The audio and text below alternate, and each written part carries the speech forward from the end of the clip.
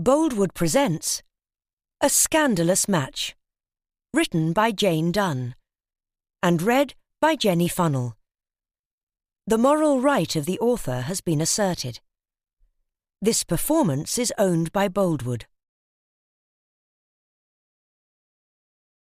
Kindred spirits are not so scarce as I used to think. It's splendid to find out there are so many in the world. Anne of Green Gables, L. M. Montgomery. All I know is that thank you should appear somewhere. So just in case I can't find the perfect place, thank you. Thank you. I have just said, Mary Oliver. Chapter 1. May a Cat Look at a Queen? The Member of Parliament for Abingdon strolled home from the Palace of Westminster, where he had been chairing a committee on the controversial move to protect children under the age of 9 from working in the cotton mills. They had started business much earlier than usual and had now adjourned for the day. As it was a beautiful spring afternoon, he thought he would take the rural route home through St. James's Park. Ivor Asprey was a tall man with striking looks, austere and distinguished rather than conventionally handsome. He had fine cheekbones, a prominent aristocratic nose, and straight black eyebrows, below which deep blue eyes gazed coolly on the world. As a highly respected and wealthy lawmaker, he was perfectly content with his life and the elevated position in the society he bestrode with grace.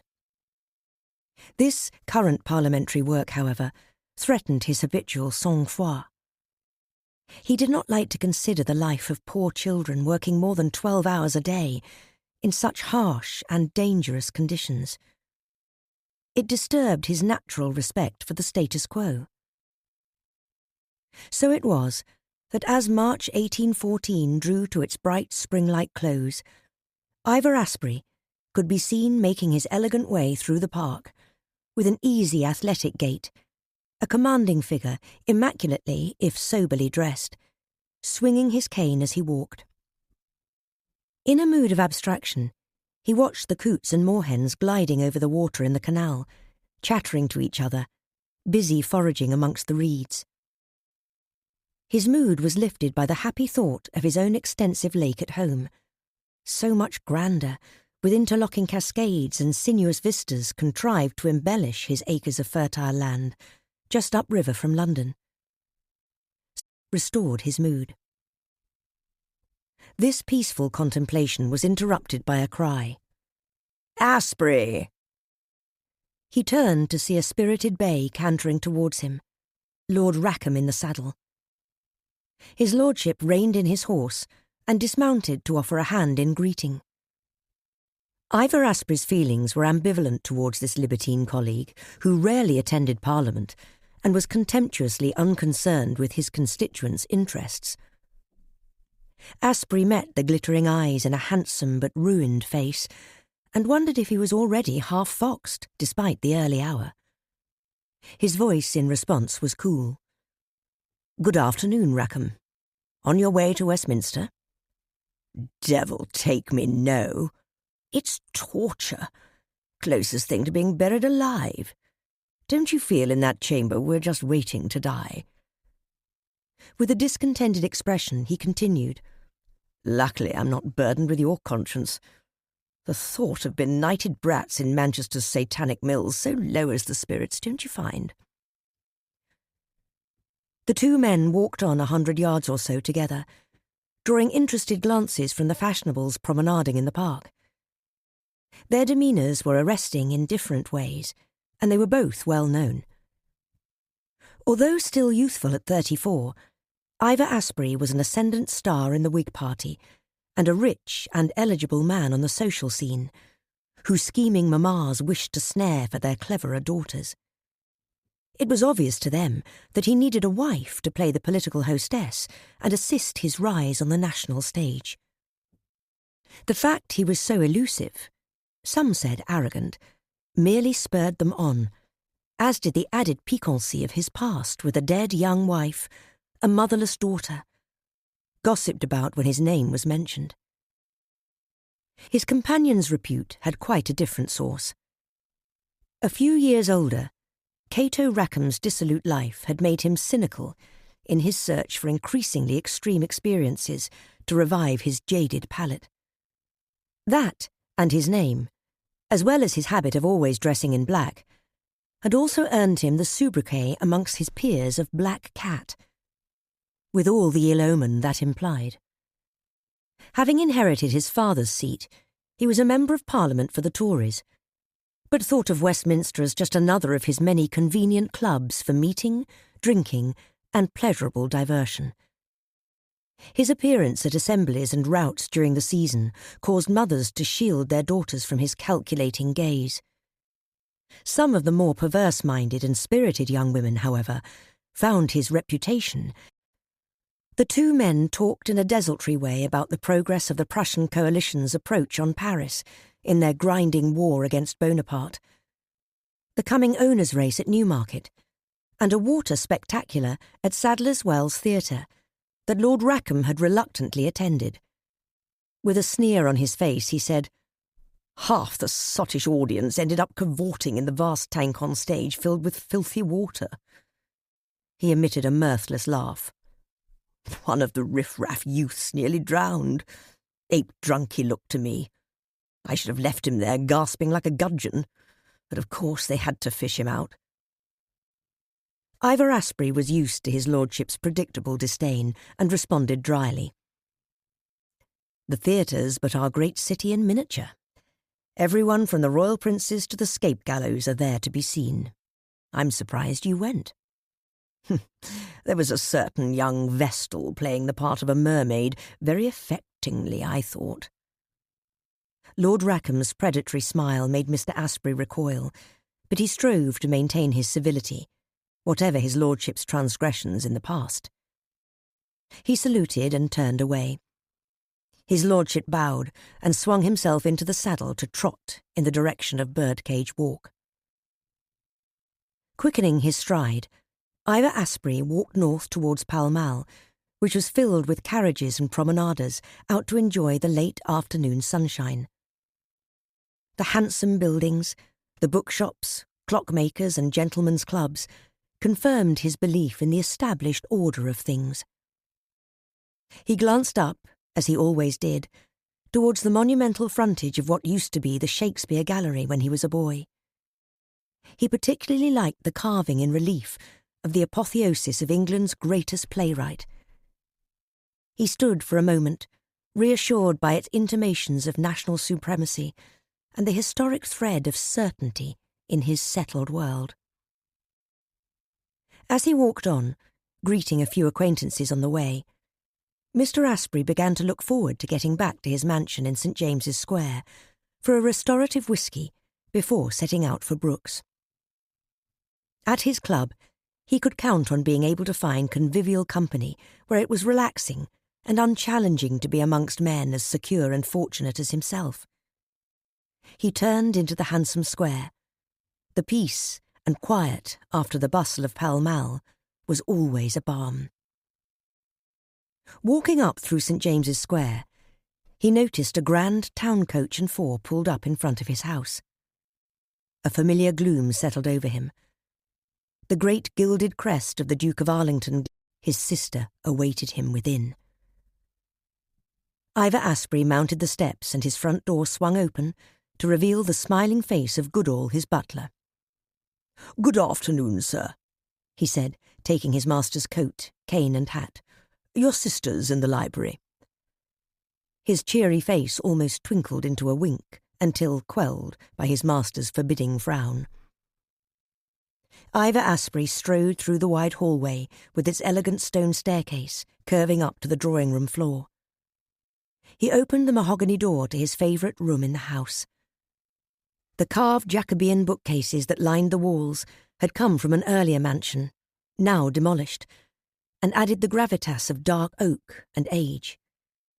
They were filled with his books whose gleaming leather backs he recognised like old friends. but the peaceful atmosphere that usually greeted him was disturbed. Edwina, Duchess of Arlington, was sitting in his favourite chair by the fire, an imposing figure in aquamarine silk, wearing a turquoise turban and one of the many magnificent Arlington necklaces she inherited on her marriage. This one was of foiled garnets, which drew the eye to her generous bosom and emphasised the deep brown lustre of her hair. She was tapping her foot with impatience and looked up as she heard the door. Her bright blue eyes met his deeper, colder blue. "Ivor, you've arrived at last. Goodall couldn't say when you'd be back, and I thought I'd wait half an hour before leaving you a billet." Her voice was emphatic, and her opinions were rarely gainsaid. He walked over to kiss her lightly on the cheek. "Edwina, to what do I owe this unexpected pleasure? May I request some tea for you or ratafia?" His impassive gaze rested on her face. "Goodness, no, but a whisky would do." He noticed she was unusually agitated, and his heart sank further. Lord Charles Latimer, her cosseted son and heir, was probably involved in some scrape from which he would be required to extricate him. He poured out 2 glasses and sat down in the chair across from hers. "How is the Duke?" he inquired. He was sympathetic to the tragedy that had befallen the family when his brother-in-law was struck from his horse at the Battle of Alexandria, some 13 years prior. Bleeding from the ear and badly trampled, his fellow dragoons had dragged him from the melee of horses' hooves and fallen men, but he had never been the same again.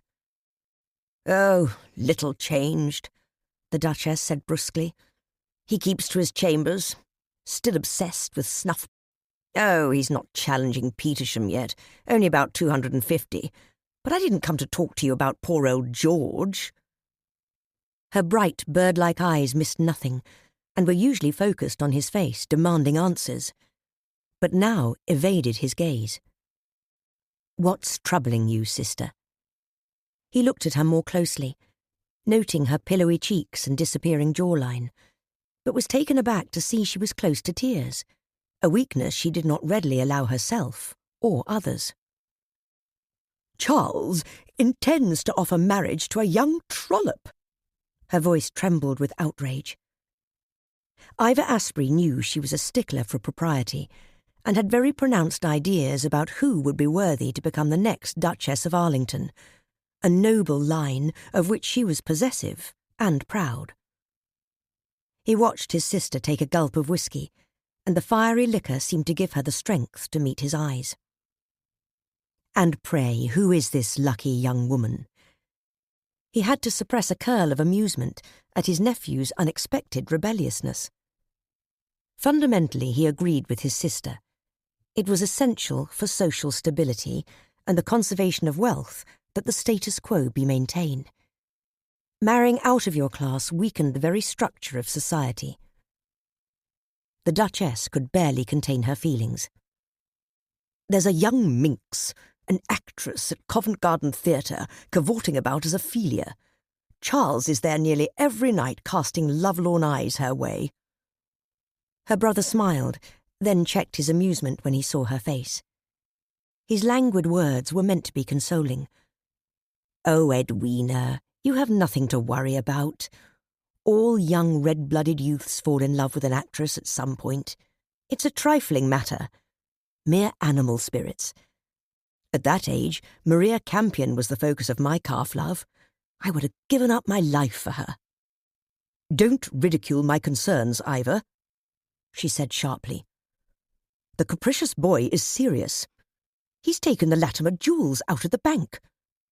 His inheritance from his grandmother, you know. She'd be turning in her grave." She wrung her hands. Her brother had never seen her in such distress, not even when the Duke was brought back from the battlefield insensible and close to death. "I presume you're here because you want me to interfere, Edwina. But the young greenhead is almost come of age. I can hardly justify throwing a rub in his way." He crossed his legs and smiled at his sister. "At least he's not rolled up in debt." Her Grace had got to her feet. "I'd rather it was debt. That at least has a solution, even though it's costly." She paused and stood in front of him, a challenging light in her eyes. "I want you to offer the young woman money to return any family jewels and rebuff my son's pretensions. To tell him she will never marry him."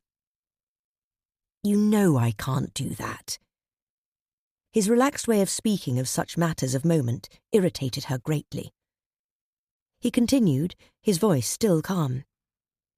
"If you feel so strongly, why not get a contract made out and signed by the Duke?" His sister could have stamped her foot with frustration, as she used to when a girl faced by her younger brother's obstinacy. She restrained herself, instead hissing through clenched teeth. "George may not be able to look after himself or the estate, but still has opinions, unfortunately. He's all in favour of his son and heir marrying a beauty, as he calls her. He's lost all sense of proportion and propriety." Ivor Asprey was surprised. "You mean he's seen her?" "Yes. My perfidious son took the young hussy to meet his father. George, of course, was completely bowled over. The designing harlot brought him a present of a Scottish mull made from a ram's horn, filled with his favourite snuff. She said it had been given to her by an admirer and she'd prefer him to have it. The poor gull was beside himself with delight."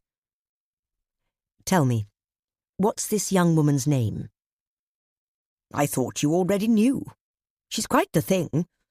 Her Ophelia titillates men's fancies and touches women's foolish hearts." "I don't have the time for such entertainments, Edwina." "Well, the title-hunting Mistress Minx is called Angelica Leigh. She's nightly at the Garden Theatre." Ivor Asprey rose to his feet, hoping to usher his sister to her carriage, when the door opened and a bright-faced girl, no more than 11 years old, peeped into the room. Her eyes alighted on him, and she dashed forward with delight. "Oh, Papa, you're home already!" She was stilled by his frown as he indicated the presence of the Duchess. "Elinor, where are your manners? Aunt Edwina has come to call." The young girl skidded to a halt, and the delight on her face faded as she went across to take her aunt's hand and offer the appropriate curtsy. "How do you do, ma'am?" she said in her most demure manner. "Very well, my dear. And where have you been this afternoon?" The girl's blue eyes looked from her father to her aunt, aware that conversations were, and answered with care. "It was such a nice afternoon. Miss Stafford thought we could practice my Latin declensions while walking round the canal in the park." Elinor Asprey was slight and pretty, a fairy wisp of a girl, with fine light brown hair and an expressive pale face, alive with imagination. The Duchess huffed. "Sounds very lax and negligent to me. Where is your governess?" "She's gone to see Mr. Digby, I think," the young girl said quietly, casting a despairing glance at her father. "Edwina, I have absolute confidence in Miss Stafford's teaching methods," he said, then turned to his daughter with a smile of encouragement. "Elinor, can you ask my secretary to come through to me in 5 minutes? I have some letters to sign after I've seen your aunt to her carriage." As the door closed behind his daughter, his sister put up a hand. "Not so fast, Ivor. We haven't finished our business." He cocked an eyebrow and murmured, a hint of fatigue in his voice. "Have we not, dear sister? What more can I do for you?" "You haven't agreed to do anything for me," she responded in an exasperated voice. "I would be grateful if you'd at least meet Miss Leigh and see if you can ascertain her purpose in this pursuit of my son." Ivor Asprey inclined his head in reluctant acceptance of his mission, and was about to open the door, when the Duchess put a hand on his arm and added, "I think for Elinor's sake you should marry again. For your political future, too." Her brother's face turned dark, but she was undeterred and continued. What's become of your courtship with Lady Linus? I thought Portia Linus a good, serious young woman, and an heiress too. Property and good family never go amiss in a marriage, you know." Ivor Asprey's equanimity was beginning to fray. It was hard not to show his irritation as he ushered his sister towards the door. "Edwina, you have the most managing disposition. It's a national tragedy that you were not born a man. You could have taken command of one of Lord Wellington's armies, and no doubt the war against Boney would have been shortened by years." She took this in good heart, in fact, chose to see it as a compliment, and gave her brother a friendly thump on the arm as he bade her goodbye. Elinor joined him on the doorstep to watch her stately figure being helped into her carriage by the Arlington coachman, in full gold-braided livery. Father and daughter waved her off, and turning back to the house, both sighed. "Oh," and her shoulders drooped. "I know. Your aunt can be a bit of a trial." Her face lit up as she clutched his arm and said, "I'm so glad you agree with me." Ivor Asprey had found it difficult to know how best to bring up his daughter, motherless these last 6 years and himself immured in grief. He strove to combine discipline with affection, as befitted a young woman's education, to ready her for adulthood and marriage, but feared he sometimes erred on the side of discipline and perhaps was too repressive. Certainly his secretary, Nicholas Digby, implied he thought so. But his sister, who had iron opinions on everything, including bringing up daughters despite not having any herself, considered the household far too lenient and lacking in a firm woman's touch. Elinor tiptoed to brush a kiss on her father's cheek before running up the stairs to her room. Mr. Asprey returned to the library, his spirits worn thin. There, a sweet-faced young man was waiting for him with a sheaf of papers in his hand. Nicholas Digby had been one of the best scholars at Westminster School when his father died, and he was forced to seek a living rather than proceed to university. He was recommended to the Member of Parliament for Abingdon, who had been gratified by his intelligence and how hard and cheerfully he worked. He found, however, some of his secretary's Godwinian ideas on social reform rather jarring to his own overriding desire for peace and prosperity and the comfort of the status quo. Beside Mr. Digby stood a tall young woman dressed simply in a grey cambric dress, its plainness relieved by a ruffle of cream lace round the neck and wrists. She turned at her employer's entry, a faint blush colouring her cheeks. Her face was symmetrical and serene. Her intelligent brown eyes and chestnut hair twisted into a low bun added distinction to her agreeable looks. She inclined her head. "Good afternoon, Mr. Asprey. May I borrow your edition of Mr. Goldsmith's The Vicar of Wakefield?" She held out a red leather volume in her hands. "Certainly, Miss Stafford. But tell me, do you intend to read it with Elinor?" The young woman looked at him, hesitated and then replied, "I thought it might amuse and instruct her." "Oh, I'm sure it will. She'll start her plaints again about wanting a sister." His voice was amused. "Just don't read her The Deserted Village, else I'll have to sacrifice my capability brown vistas to rebuild the village and small holdings that once inhabited my parkland." Nicholas Digby smiled. "Ah, but that desecration of rural cots. You know, Nicholas, that to you radical social reformers, it don't much matter when it happened. It must be redressed." The young man laughed in acknowledgement. He then noticed his employer's usually unruffled manner was a trifle discomposed. "Are you heading for Brooks later, sir?" he inquired in a mild voice. Ivor Asprey had taken the letters from his secretary's hand and was reading and signing them with an abstracted air. Eventually he answered, his usual languor returned. "I will, tonight. But, Nicholas, could you get me a ticket for the theatre at Covent Garden tomorrow? There's a performance of Hamlet that's proving very popular." "Just one ticket, sir. You may have to share a box." "Yes, just one. This is family business, not entertainment." His voice was grim. Both Nicholas Digby and Miss Stafford exchanged a fleeting glance before the young governess bade her farewell and left the room, the volume of Goldsmith's novel in her hand. "I'm late! I'm late!" Two young women ran across the piazza towards the artist's entrance to Covent Garden Theatre. The building, with its grand colonnaded facade, had been rebuilt after a devastating fire 6 years before, and the stone was still gleaming, the pillars rising nobly above the busy street, where grubby urchins played, hawked cheap goods, and begged. Laughing, the girls dashed into a small dressing room in the ill-lit warren of spaces backstage. One was Mary Summer, dark-haired with a whimsical cast to her features, always in motion and full of humour. The other, her mistress, Angelica Leigh, was so astonishingly beautiful that strangers paused in conversation at the sight of her.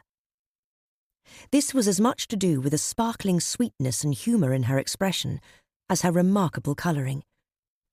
She was blessed with clouds of fine wavy hair, of a brilliant red gold, which owed nothing to the cosmetical administrations of beet juice or saffron on carbonate paste. Angelica threw herself into the chair by the glass, undid her loose bun, and began to drag a comb through her long curling hair. She turned to her maid, who was happy to act as her theatrical dresser, and said in a low musical voice, "Mary, can you make sure that diadem of myrtle and honeysuckle is not wilting or dead, and that the rosemary, pansies and daisies will last another day before we get more from the market tomorrow?"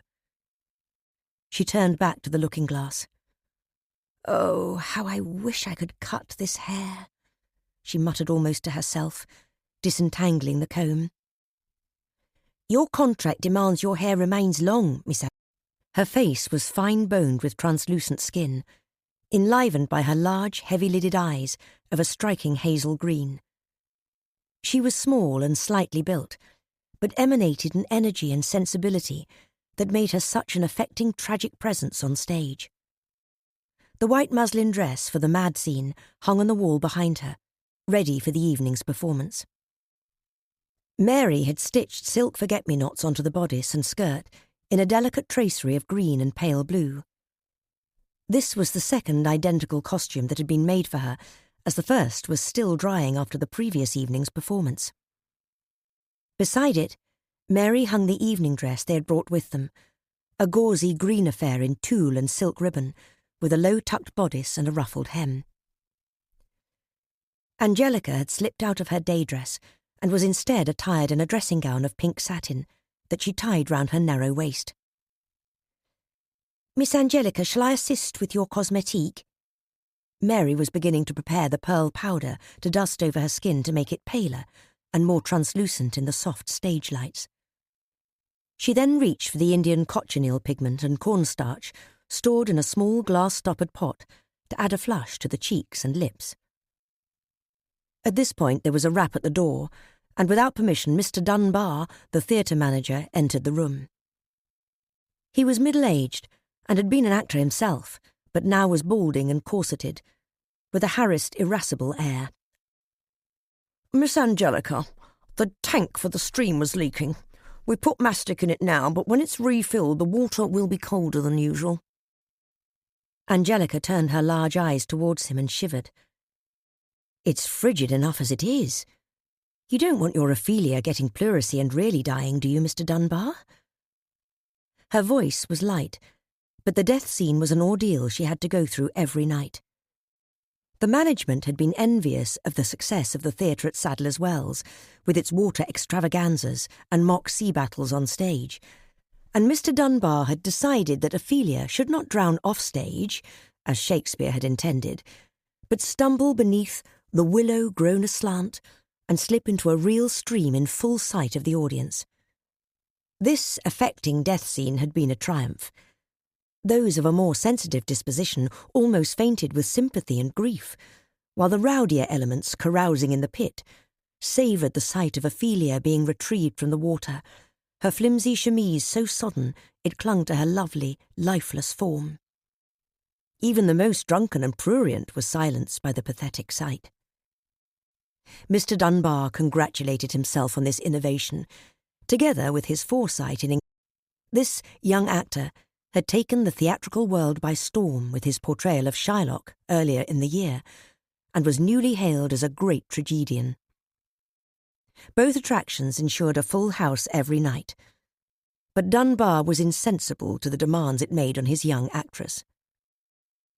He was about to leave as abruptly as he had arrived, but at the door turned with another thought. "Miss Angelica, this play and your performance seem to have attracted more disreputables than usual." He looked uncomfortable.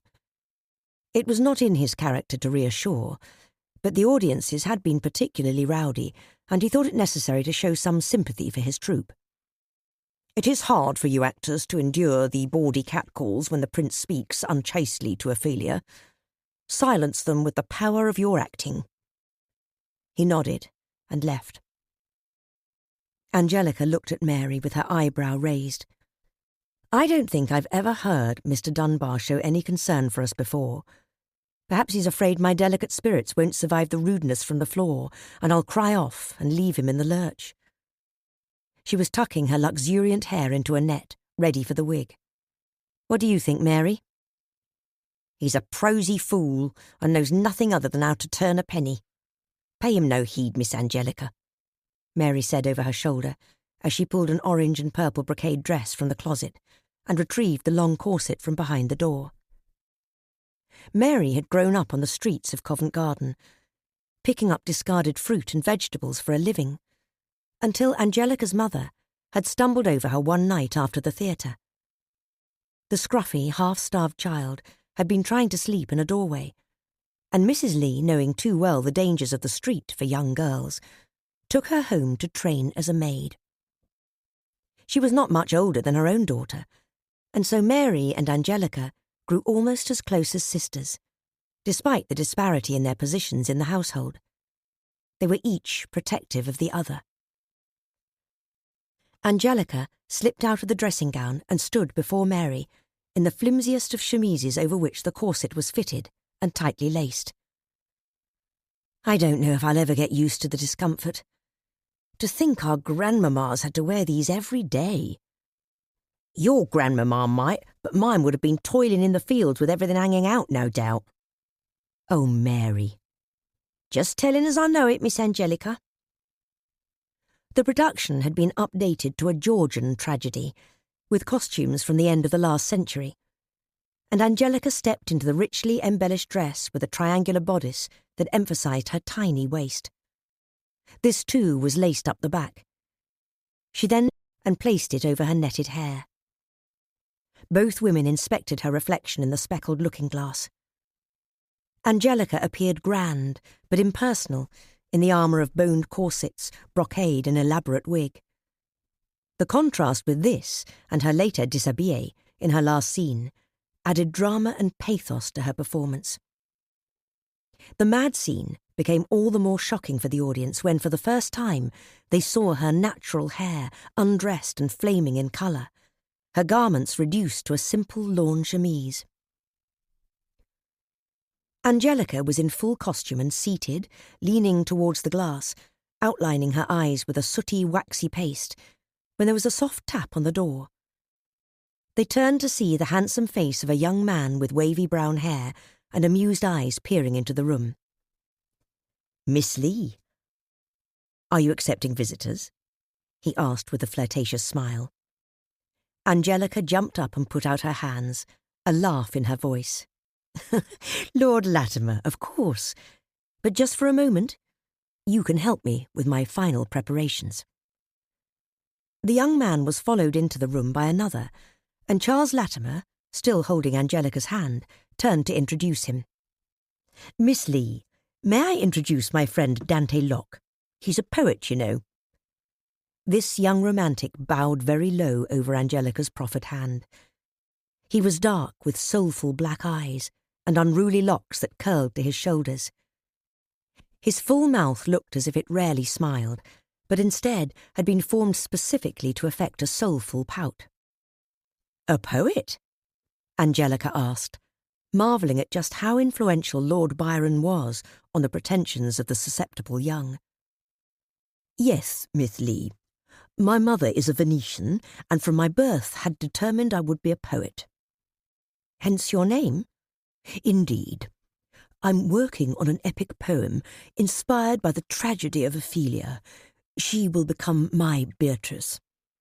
The young gallant tossed his head and smouldered into the middle distance, then roused himself to utter in dramatic tones, "If I didn't write, I think I would end up mad." Angelica was taken aback by the vehemence of his last words, but Lord Latimer ignored his friend's outburst, saying equably, "He's been inspired by your performance, Miss Leigh. He was overcome with your interpretation of tormented delusion." Lord Latimer was in some awe of his friend's romantic temperament. Angelica bowed her head, a smile on her lips. "I am gratified that I may have helped you in your poetic vision. But, gentlemen, will you excuse me?" "Not before you allow me to place a patch on your lovely cheek," Lord Latimer said with unexpected boldness. "Ah, my lord, I may be in a costume that befits our grandmothers, but I do not wear the patches they wore. Ophelia is but a young girl and unsophisticated." Seeing his face fall, she added, "But of course, you may apply some of this pearl powder to my cheek before you go." She sat down in front of the looking-glass again, and he bent across to pick up the pot, meeting her eyes in the reflection. He paused, mesmerised for a moment. Angelica broke the spell by glancing away from the glass and up into the flushed face leaning over her. She murmured, "Have a care, Lord Latimer. This powder will spoil your coat." He dabbed the swansdown puff into the powder, then delicately pressed it onto the curve of her cheek. Without permission, he moved the swansdown slowly down her slender neck and then across her collarbone. His face was very close, as if he longed to trace the same trajectory with his lips. His breathing was fast, as his eyes glittered in the candlelight. She felt a disconcerting quiver of excitement pass between them, as his dark gaze held hers for a moment. "Thank you, my lord, for your help." Her voice was matter-of-fact as she extracted the powder puff from his hand. "Now I must prepare." "Don't forget, Miss Leigh, you promised to come with us afterwards to Lady Marwood's rout. The whole town is full of rumour about the war. It'll be quite a summer of parties and balls if we're victorious." He gazed at her with the look of a man who could not believe his good fortune in having such beauty within his grasp. "Of course." She indicated the green dress hanging on the wall. "I've come prepared, but I will only be able to stay for a few dances. I have to get some sleep. Unlike you, my lord, I have work to do." She wrinkled her nose with a teasing smile. Both men bowed. Dante Locke took Angelica's hand. "Your craft is as mine, Miss Leigh. We are the rainbow in the storms of life." The young men then kissed their own fingertips in a theatrical farewell. As Lord Latimer was pulling the door behind them, he said, "We'll be in the first box on the left. Good luck, Miss Leigh. Look after her, Mary." With this, they were gone. Mary tutted disapprovingly. "You shouldn't lead the young lord on so, Miss Angelica." "Oh, he's in love in the way young men fall in love so easily without meaning. It's courtly, like the poet Dante's love for his Beatrice. It's no more than that. It will pass." "I don't think you're right. He looks at you in a hungry way." "You fanciful goose. If I was a gambling woman, I'd bet you 10 guineas we would not see him again after the season's over. Thus it goes." Her voice was subdued. She gazed back at her reflection, her artificially pale face making her eyes seem all the larger and more striking. "We have 15 minutes. Can you hear my lines in that difficult scene 5? And where is my lyre?" Angelica was relieved to be back in the dressing-room once more. The crowd had been as boisterous as usual, but were mostly on Ophelia's side. Knowing the play well, they shouted advice and encouragement, and abused Hamlet in a good-natured way for his crueler jibes. Her death scene never failed to quell their noise, and the drowning scene on stage always shocked, as it did Angelica, sinking into the chill water. With Mary's help, she was quick to clamber out of her cold, wet clothes and into a dressing gown, shivering while her maid dried her hair with a towel. Mary had already timed her dash across the piazza to Mistress Pasto's tavern to collect the nightly cup of hot chocolate to restore and warm her mistress. She put the bowl into her cold hands. "Oh, Mary, thank you. This is the thing." "How is the audience tonight, Miss Angelica?" "Not so bad, and very affected by my last scenes. Oh, I'm tired, and yet we have this party to attend." She stifled a yawn. "Can we be ready to leave as soon as Lord Latimer arrives?" Mary had already hung up the dripping chemise to dry and returned the heavy gown, corset and wig to their frames for tomorrow's dressing. She handed her mistress her under chemise, stockings, stays, and then helped lace them up.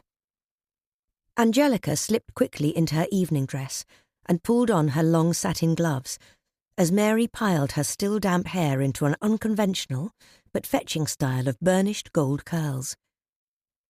Both women put on their pelisses, and Mary picked up a small portmanteau. By the external door, they found a large, belligerent-looking man with a broken nose and a jaw like a gammon. "Oh, Mr. Brunner, I'm so pleased you're early. I've promised a friend I would go with him for a short while to a party in Lady Marwood's house in Leicester Square." Angelica tucked her hand into the pugilist's meaty arm, and his other hand took the portmanteau from Mary. Usually it was he who escorted them on fine nights, but tonight their destination was just a few minutes' stroll away. They heard a shout and turned to see Lord Latimer and Dante Locke dashing up the road behind them. "Miss Leigh, another performance to touch the heart." The young lord grasped her free hand and brought it to his lips. Angelica felt Brunner stiffen beside her, his protective hackles up. She disentangled her arm and turned to greet the young men. "Lord Latimer, this is Mr. Brunner, my walking companion. Mr. Brunner, Lord Latimer and his friend Mr. Locke." All three men bowed. Angelica continued, "I've told Mr. Brunner I'm accompanying you to a party, just for a short while. It's on our way home anyway." The men bowed again, and all five of them set off into the noisy night, pressing through the evening crowds that milled around the alehouses, brothels and gambling hells of Covent Garden. In this area round the theatre, Angelica was always recognised, despite her distinctive hair being twisted up into a loose chignon and covered by the hood on her cloak. She was addressed in a familiar manner by people who considered her one of their own, even though her talent and beauty had elevated her to fame and a little fortune. "Angela, give us a kiss, wee lass," was a common cry from men and women alike. "Oh, chickabiddy, ye make us proud, our angel." She nodded and smiled, and let them grasp her hand in passing. Lord Latimer looked startled at just how lacking in deference they were in their address, but Angelica seemed completely at ease, welcoming their good wishes. How shocked his mother would be to see this scene.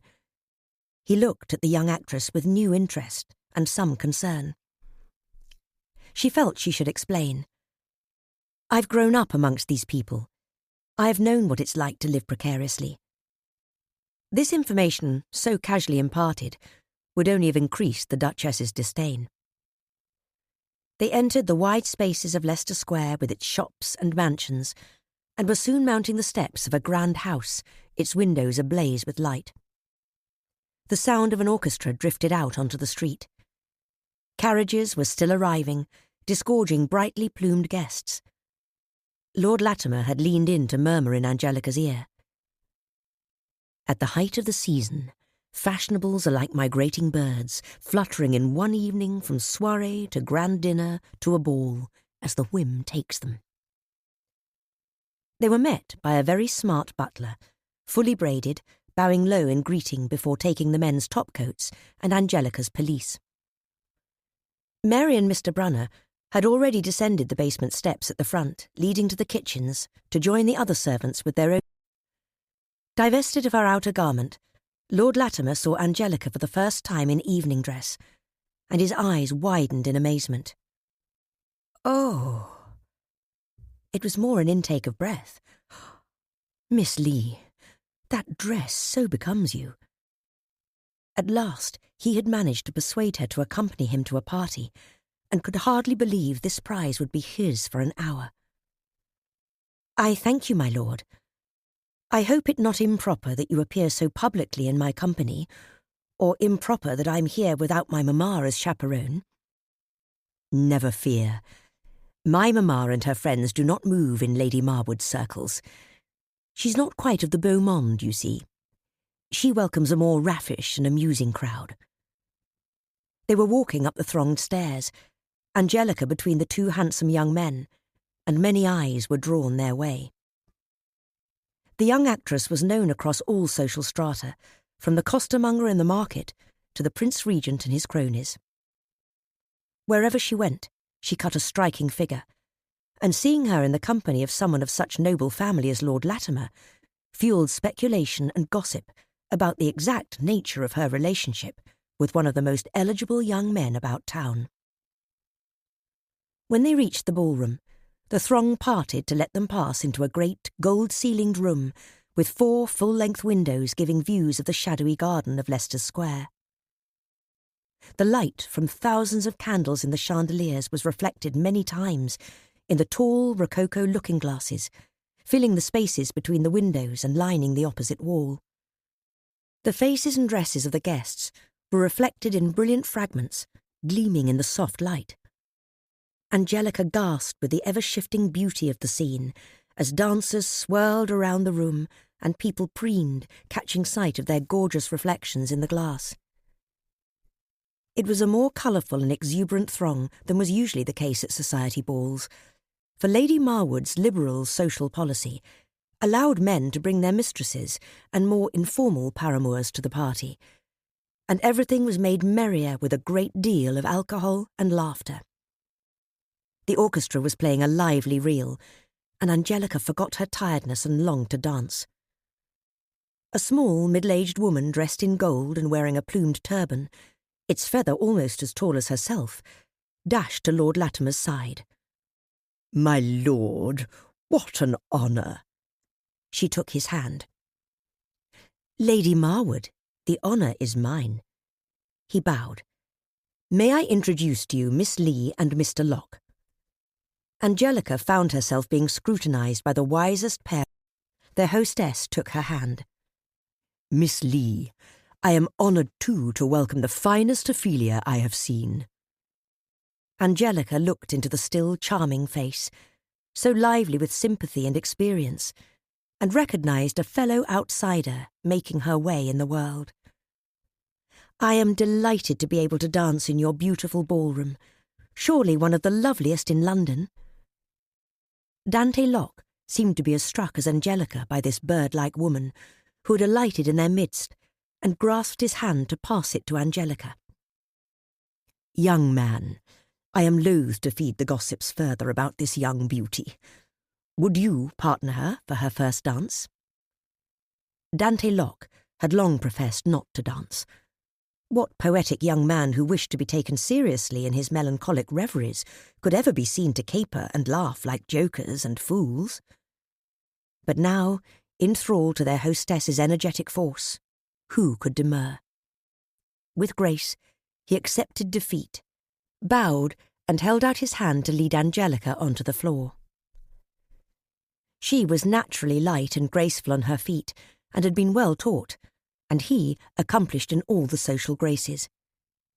They managed to join a set seamlessly, slipping into the figures of 8, weaving out and together and then looping round, with a clap and a skip, to repeat the geometry again. It was great fun, and Angelica's face was shining with delight.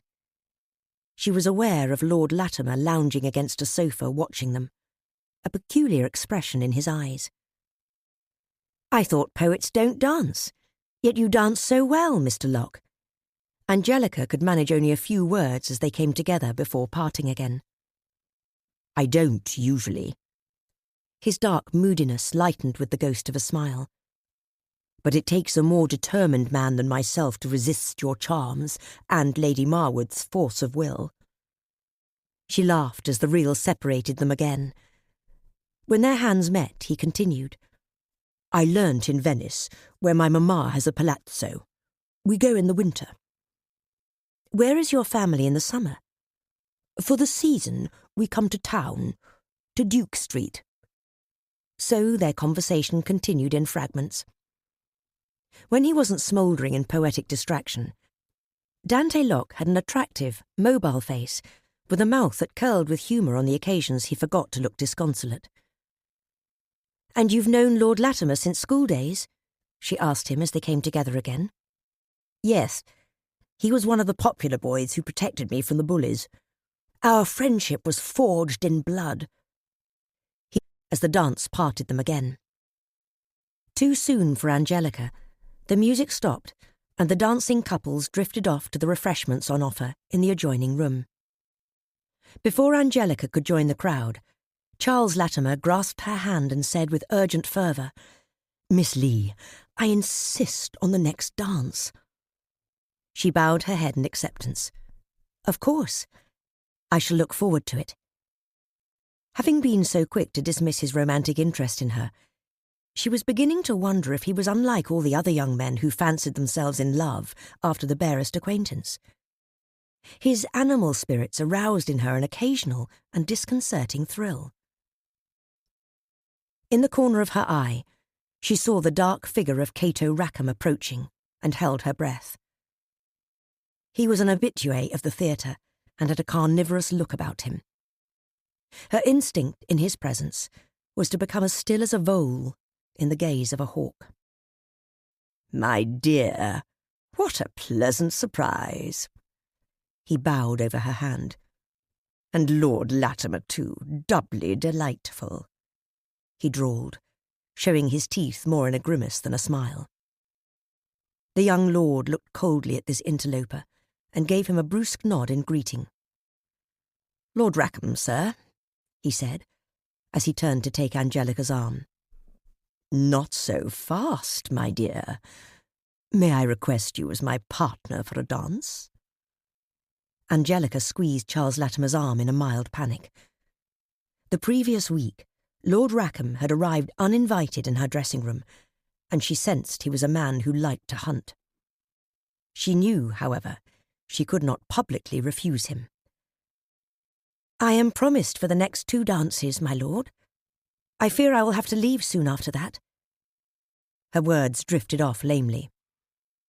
"I'm sure you could manage 1 dance before fleeing like Cinderella at midnight." He gave her a mirthless smile.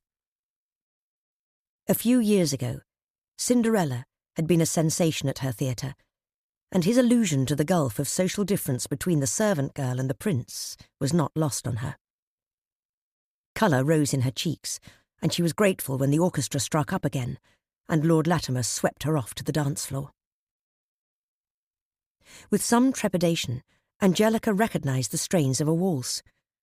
This was a new continental dance that shocked the old but was embraced with delight by exuberant youth. Without saying a word, Lord Latimer encircled her waist and pulled her close. Taken by surprise, she gasped. She had only danced the waltz with her dancing partner. With them as partners, it had been a practical enterprise, without any sensual awareness of her own body and that of the person with whom she danced. She looked up into Lord Latimer's eyes and realised how close their faces were, aware of his breath on her cheek, and her heart missed a beat. "My lord, I haven't danced so in public before. I hope I don't disgrace you." "You could never do that, Miss Leigh." He seemed to be inhaling her scent, and continued with eyes half closed. "I'm afraid this is the only way I can take you in my arms without creating a scandal. I've wanted to hold you from the moment I first saw you on stage as Ophelia." Angelica shivered. The excitement was unexpected, and made all the more heady by being in the arms of a young man who could dance. So different from the distance and formality of the country dances and reels, this required a physical closeness that was thrilling. They were meant to dance with air between them, except for any fast turn, but she felt his hand insistent on her back, his free hand entwined with hers. He held her close, hip to hip, with enough contact for her to be acutely aware of the movement of his muscle and the hard contours of his body. So intimate was the embrace, Angelica felt quite breathless, amazed that such liberty was permitted in public. Lord Latimer smiled down at her, a dreamy expression in his eyes.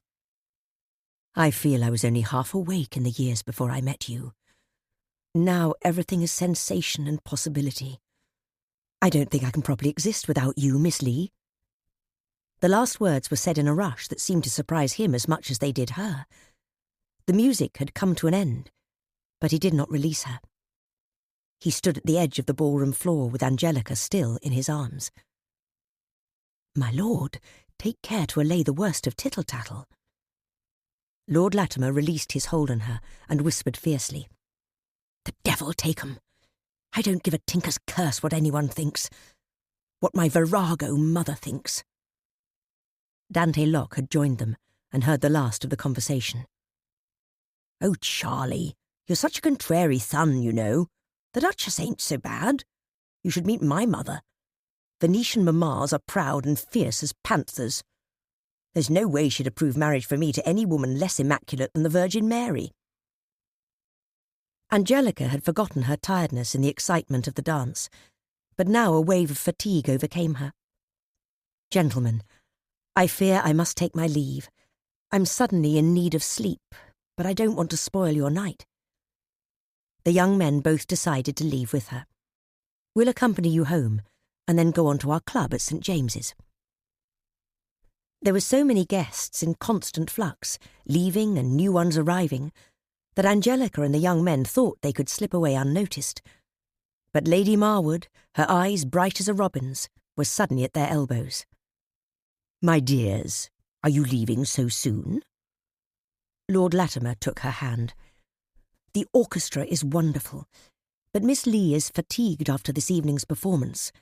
She needs to rest, and we will escort her home." Angelica took her other hand. "Lady Marwood, thank you for your hospitality." Their hostess smiled. "It's always a treat to welcome youth and beauty to the rout. Join us next time. I tried to have a monthly ball during the season." Then she was gone, called away by two young beauties who had arrived on the arm of a disreputable-looking man who appeared to know her. Angelica saw the sleek head of Lord Rackham bent over another young woman's hand, and was relieved to evade his attentions. They went to ask the butler to call Brunner and Mary from the servants' party, and were soon out in the cold air. Mr. Brunner gazed up to the dark sky and said, "It's a fine night, and we're only about 15 minutes from Berkeley Square. It's probably quicker to walk than wait to hail a hackney." Everyone agreed, and they set off west towards Piccadilly. They walked in silence. Then in Princes Street their passage was blocked where a roof had collapsed into the road, and Brunner led them on a detour into Rupert Street. They walked past the shuttered milliners' and drapers' shops and the small enclave of French goldsmiths. Angelica felt her pulse quicken. "My mother used to work for a gold trader here." She did not expect to be so immediately transported back to her earliest memories when she was 6 years old, and the street was her playground. She pointed to a ramshackle building and said in a small voice, "Mamma and I used to live here." "Well, ye be in a better place now, thank the Lord." Brunner hooked her arm tighter into his. Dante Locke paused, seemingly wrapped in thought. "A shining flame arose from these ashes." For Angelica, the neighbourhood aroused such powerful memories, long suppressed, and in a moment of insight she realised her mother's harshness with her had come from a determination to ensure a better life for her daughter. Almost to herself, she said, "How I longed for a father to whisk me away to some warm house with a bubbling pot on the range." Lord Latimer heard. "You have that now?" he asked, peering at her face in the gloomy light. Angelica nodded. "And I even have father figures in Mr. Brunner and his employer, Mr. Breville." As they walked down the street, she gazed with sadness at the shuttered shop fronts and the accumulated rubbish through which they had picked their way. The jeweller and most of the goldsmiths had left. The milliners were now purveyors of cheap bonnets, and the draper's shop had become a drinking den and worse. Outside the Blue Post Tavern there was a hubbub, and knots of pleasure-seekers and sots had spilled out into the street, arguing loudly and flashing their fists. When Mr. Brunner passed, the ex-pugilist warned fiercely, "Step aside, gentlemen." Even through the haze of alcohol, he was recognised by his distinctive bulk and menacing expression as an ex-boxer, and most fell back in respect. Lord Latimer took her arm. "You should not be exposed to such dangers, Miss Leigh." They all walked briskly towards the greater safety of Piccadilly, with its flow of carriages, the pavements full of people on their way to or from their evening's entertainment. Brunner agreed. "I'll tell Mrs. Leigh we'll use the carriage from now on." "But on a fine night I enjoy the walk.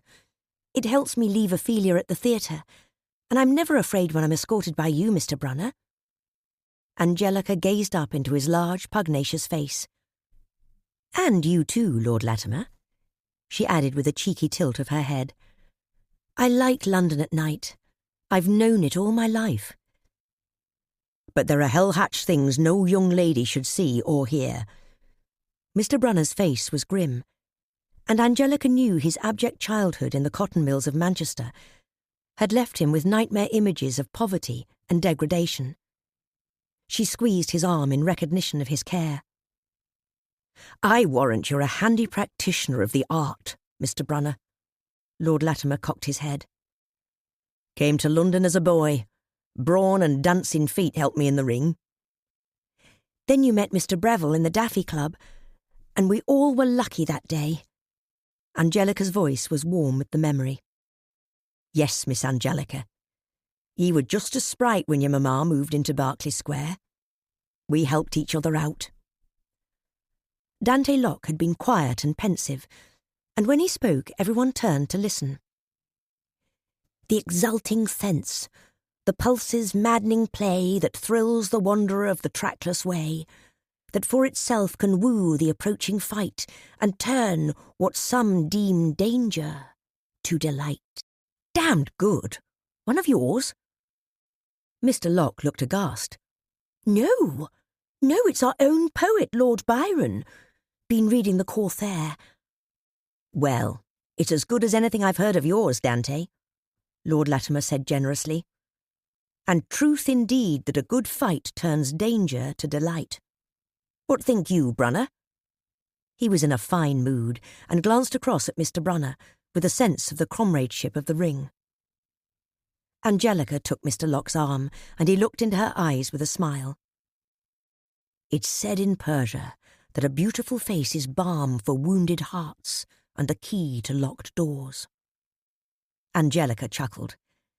"That indeed is a nice thought, but not all doors, Mr. Locke, I assure you." In the dim light, her eyes gleamed. Lord Latimer had not forgotten Mr. Brunner's words, and the thought he had known Angelica as a child made him curious. "What was Miss Leigh like when you first met her?" "A fairy, with a halo of golden hair." "Tush, Mr. Brunner, I was tougher than I looked. I had learned young how to care for myself." "Miss Angelica, your safety is my first care. Be no better than an unhanged blackguard if anything should befall ye." He spoke these words with so much force.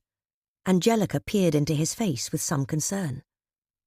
She said reassuringly, "I promise I'll not give you cause for anxiety, Mr. Brunner. Your care is much appreciated." They arrived at number 7, where she and her mother lived under the protection of Mr. Breville, a big corner house that dominated Berkeley Square. Angelica turned to say farewell to the young friends. "Well, thanks to you, I've had enough excitement to last me a month," she laughed. "Good night, Miss Leigh, Mary, and Mr. Brunner too." Lord Latimer bowed. "For us, the night is still young." They waved as they retraced their steps in the direction of St. James's. As Angelica entered the house, she smiled at Martin, the butler, who had waited up to let them in. "Huzzah! Mr. Brunner, our Perseus, has brought beautiful Andromeda safely home." A retired actor, Martin had been reluctant to relinquish his sooty eye makeup and rouge, and managed the household with the informal flamboyance of the theatre. "Thank you, Martin. He is indeed a hero. Is Mamma still up?" "The beauteous lady of the house retired an hour ago." With a dramatic flourish, he flung his arm towards the staircase. Angelica walked up the stairs. Tiredness overcame her. The unexpected detour down the street where she and her mother once lived had stirred thoughts on which she did not care to dwell, and she longed for bed. As she reached her door, she heard Amabel Lee's lilting voice from across the landing. "Angel, dearest, come in." She knocked on the door and entered, to find her mother resplendent in lemon satin, sitting up amongst the banked linen pillows in her great four-poster bed. Her face was still pretty, her cheeks pink and shiny, her fair hair rolled in curling papers. Angelica knew she could not be expecting a visit that night from Mr. Breville. Her mother patted the bed in invitation, then noticed her daughter was wearing an evening dress. "Angelica, where have you been? And at this hour too?" She peered at her face with suspicion. Angelica sighed. "Oh, Mamma, there's too much to tell you, and to ask. But I'm dog-tired. I'll see you in the morning." She leant over and kissed her mother's soft-scented cheek and headed for the door before she could be recalled to explain herself. Annabel Lee's face fell in disappointment, but she acquiesced and waved from the bed. "Sleep away all fatigue and sorrows, my darling." Chapter 2. Pride Comes Calling. Ivor Asprey was at breakfast, discussing the day's parliamentary work with Nicholas Digby. The room was at the back of the house, overlooking the mews, and painted a sea green. The shadows from the beech tree in the garden flickering on the wall and across the oval table laden with sweet pastries, a pot of coffee, and a jug of ale. In the centre was a baked gammon and a large loaf of bread.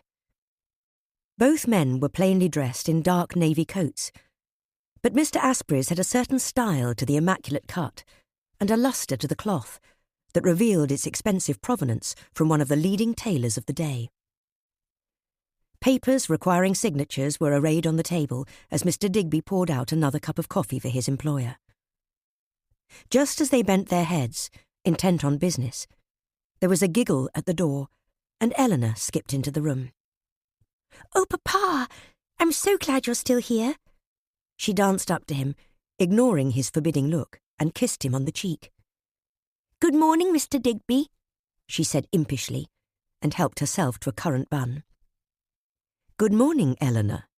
When do your lessons start?" Her father gazed at her with a speculative expression. "You know they don't start until 9. She sat down beside him and slipped her arm through his. Nicholas Digby watched this affectionate gesture with a smile. He had been in the Asprey household for the last 5 years, and had seen this motherless child grow up from the age of 6, remarkably sunny in nature, and unconcerned with her father's austere moods, which could quell the spirits of grown men. He put much of the credit at the door of the girl's governess, Miss Stafford, whom he considered to have brought intellectual rigour and a maternal sensibility to her job of educating Elinor Asprey. His employer shifted in his chair, and turning to his daughter, said in a matter-of-fact way, Well, Mr. Digby and I have business to transact before I make my way to Westminster, you know. What time are you back? Her eyes, not as deeply blue as her father's, twinkled at him. I want to play you the Haydn Etude I've been practicing. Ivor Asprey's pen was poised over a letter, and he responded in a distracted voice. I won't be home until you're in bed, I'm afraid. Oh, Papa! I never see you. You've always got something more important to do. She pulled her hand from the crook of his arm. Where are you going? He put down his pen and cast his intense gaze over her for the first time that morning. You look very charming, my dear, he said with a warm smile. I like that dress. Is it new? No, Papa. It's my old calico I wear for lessons. You know that, she said in an exasperated voice, and he laughed. My sweet daughter, you can't expect me to keep up with all your costume choices. Well, at least tell me where you're going tonight. I'm going to see Mr. Kean in Hamlet at the theatre. Oh, I'd so like to see Mr. Kean. Can I come? No. I don't know that the play is suitable for a young girl of sensibility. Well, I'm reading Shakespeare with Miss Stafford. She says all of life is in his works. Elinor Asprey's face turned serious, and she looked into her father's eyes.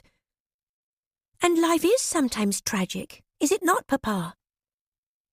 These words made him glance at his daughter with apprehension. There were times when he feared she was too wise for her years. He nodded, and appeared to soften his stance. Miss Stafford is right. I'll see what the production's like, and perhaps I can take you at a later date. Are you taking Lady Linus tonight? Her teasing tone had returned. Ivor was brusque. No, I'm going on my own. This is business, not pleasure. But, Papa,